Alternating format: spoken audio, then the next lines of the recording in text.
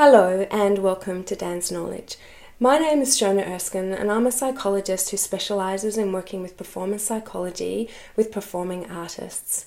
And I have a particular love of working with dancers, having had a 2-decade career as a dancer.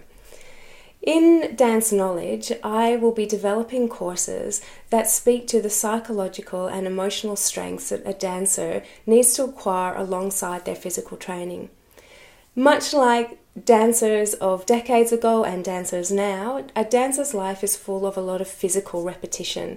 The solution to most problems is to do more physical work, is to work harder, to do more repetitions, is to be in the studio working your body as a dancer.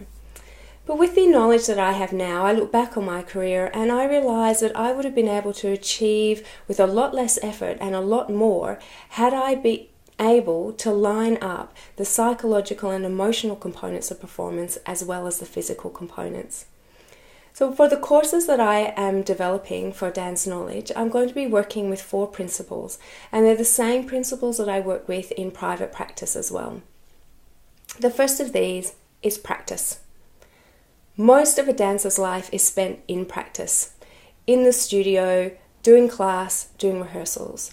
How do we cultivate a sense of mindful practice and engagement in practice so that a dancer can feel like they are achieving and that they are moving towards their goals? The second area I'm interested in is performance. How do we reach those acclaimed levels of performance? How do we set goals for ourselves that are achievable and that are controllable in order for us to reach those levels of performance that we hold so dearly to ourselves?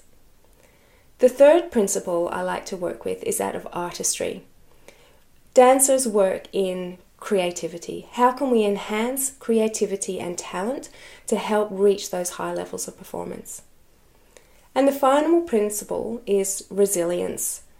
I'm interested in how we create strong and flexible dancers that are psychologically and emotionally tough and able to meet the demands of the profession.